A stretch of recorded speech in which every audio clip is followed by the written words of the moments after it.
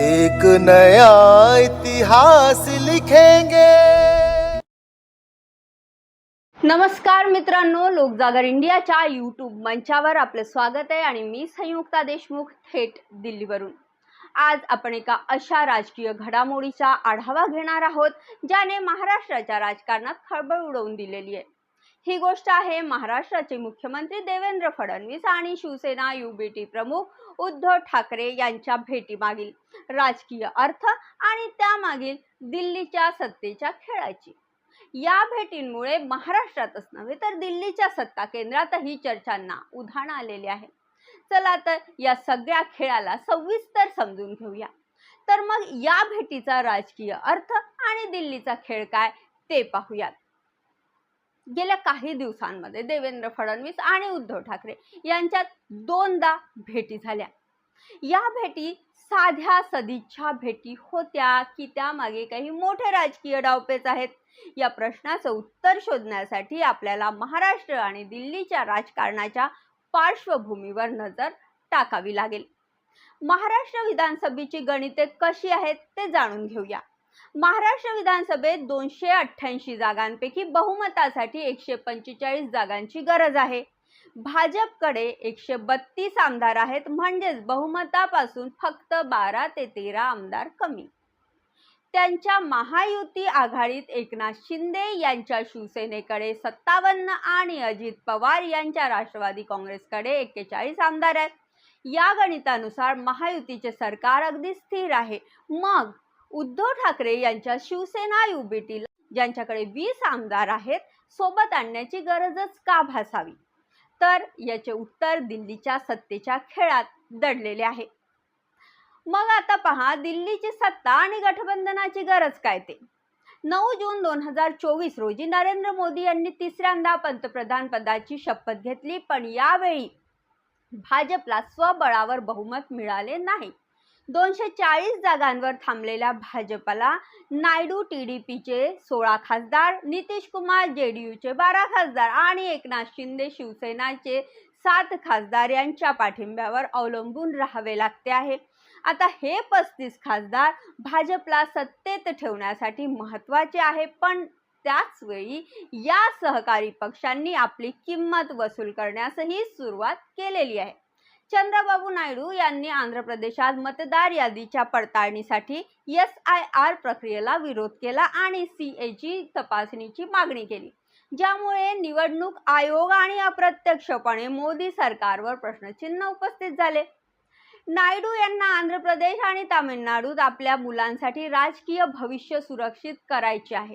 नितीश कुमार यांनी बिहारमध्ये 125 युनिट मोफत वीज देण्याची घोषणा करून भाजपला श्रेय घेण्यापासून रोखले आहे।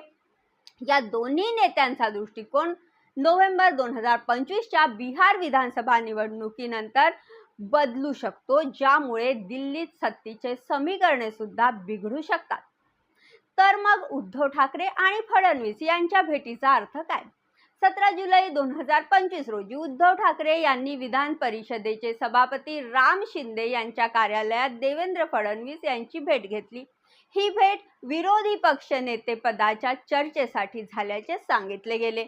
तर काहींचे असं मत आहे की त्रिभाषा सूत्र लागू न करण्याच्या मुद्द्यावर चर्चा झाली, पण राजकारण इतके सोपे कधीच नसते। या भेटीमागे नक्कीच मोठा डाव आहे। फडणवीस यांनी उद्धव ठाकरेंना काय ऑफर दिली? काय दिली असेल बरं? एका समारंभात फडणवीस यांनी विनोदी पद्धतीने असे म्हटले होते की भाजपा 2029 पर्यंत सत्तेत राहील, पण उद्धव ठाकरेंना जर यायचे असेल तर रस्ता काढता येईल। हे विधान साधे नव्हते। यामागे उद्धव यांच्या 9 खासदारांना सोबत आणण्याचा प्रयत्न आहे।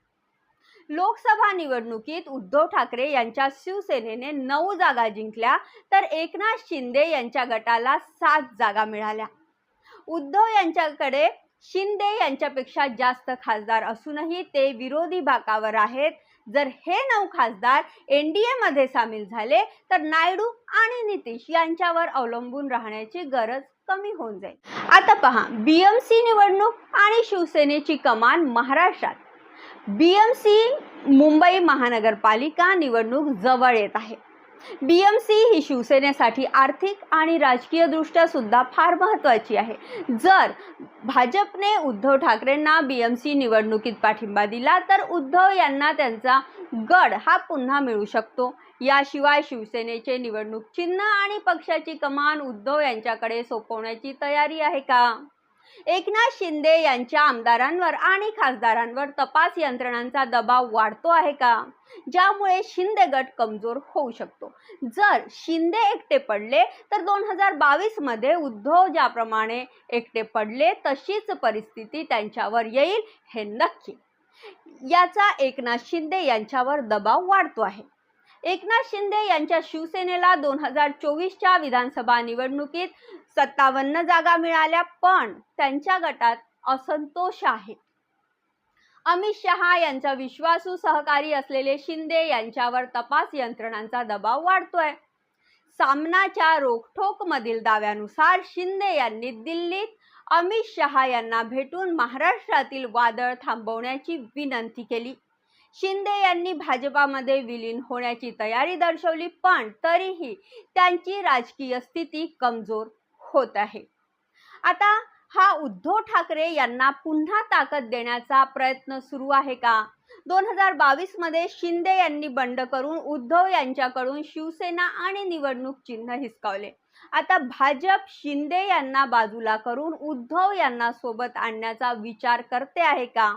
यामागे मराठी अस्मिता आणि हिंदुत्वाचा तडका असलेल्या शिवसेना पुन्हा एकत्र करण्याचा प्रयत्न असू शकतो. 11 सप्टेंबर 2025 रोजी मोहन भागवत आणि 17 सप्टेंबर 2025 रोजी नरेंद्र मोदी 75 वर्षाचे होत आहेत. अमित शहा यांनी वेद उपनिषद वाचण्याची आणि सेंद्रिय शेती करण्याची इच्छा व्यक्त केली आहे, तर जगदीप धनखड यांनी 2027 नंतरच्या निवृत्तीच्या योजनांबद्दलही ते बोललेले आहे. आता या सगळ्यांमुळे 75 पारचा नियम चर्चेत आहे. जर भाजपला 240 वरून 272 खासदारांपर्यंत पोहोचायचे असेल तर उद्धव ठाकरे यांच्या 9 खासदारांची गरज ही आहेच. आता 21 जुलै 2025 पासून सुरू होणारे संसदेचे पावसाळी अधिवेशन आणि त्यानंतरचे हिवाळी अधिवेशन या सगळ्या घडामोडी स्पष्ट करतील. या काळात सरकारला स्थिर ठेवण्यासाठी भाजपला सहकारी पक्षांवर अवलंबून राहावे लागते. जर उद्धव ठाकरे NDA मध्ये सामील झाले तर इंडिया गठबंधन कमजोर होईल. 5 वर्ष दिल्लीची सत्ता ही सुरक्षित राहू शकते. आता जरा महाराष्ट्रातील राजकीय परिस्थिती कशी आहे ते पहा. महाराष्ट्रात मराठी अस्मिता आणि हिंदुत्व यांचा मेळ घालणारी शिवसेना नेहमीच महत्त्वाची राहिली आहे. उद्धव ठाकरे आणि राज ठाकरे यांच्या एकत्र येण्याच्या शक्यतेमुळे शिंदे गटातील चलबिचल वाढलेली आहे. राज ठाकरे यांनीही फडणवीस यांच्याशी भेट घेतली होती, त्यामुळे महायुतीत मनसे येण्याची शक्यता चर्चेत आहे. जर ठाकरे बंधू एकत्र आले तर शिवसेना, UBT आणि मनसे यांच्या मराठी मतांचा पाया मजबूत होईल, ज्यामुळे शिंदे गटाला धक्का बसेल. गणेशोत्सवातला राज्य सरकारचा दर्जा देण्याच्या निर्णयामागे ही मराठी अस्मितेला बळ देण्याचा प्रयत्न आहे. हा निर्णय देवेंद्र फडणवीस यांच्या नेतृत्वाखाली घेण्यात आला, ज्यामुळे मराठी मतदारांमध्ये भाजपची प्रतिमा सुधारण्याचा हा एक प्रयत्न दिसतो. काय होऊ शकते तर पहा.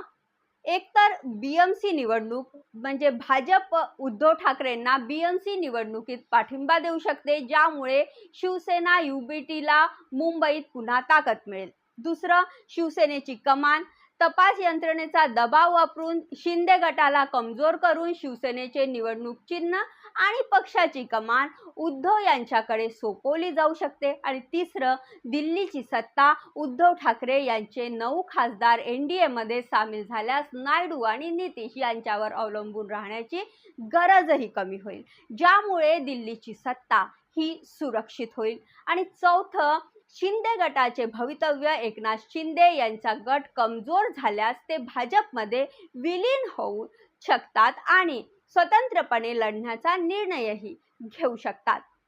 देवेंद्र फडणवीस आणि उद्धव ठाकरे यांच्या भेटी साध्या सदिच्छा भेटी नाहीत, तर दिल्लीच्या सत्तेच्या खेळाचा भाग आहे. नरेंद्र मोदी आणि अमित शहा यांना 5 वर्षे सत्ता सुरक्षित ठेवायची आहे आणि त्यासाठी उद्धव ठाकरे हा एक सोयीचा पर्याय आहे. BMC, शिवसेनेची कमान आणि मराठी अस्मिता यांचा वापर करून उद्धव यांना NDA मध्ये आणण्याचा प्रयत्न होत आहे आणि त्यामुळे इंडिया गठबंधन कमजोर होऊ शकते आणि एकनाथ शिंदे यांचे राजकीय भवितव्य धोक्यात येऊ शकते. 21 जुलै 2025 पासून सुरू होणाऱ्या पावसाळी अधिवेशनापासून ते हिवाळी अधिवेशनापर्यंत या सगळ्या गोष्टी स्पष्ट होतीलच. राजकारण हा चाणक्य नीती आणि अवसारवाद याचा खेळ आहे. पाहूया येत्या काही महिन्यात हा खेळ कसा रंगतो ते. आजच्यासाठी एवढेच. परत भेटू नव्या विषयासोबत. तोपर्यंत नमस्कार.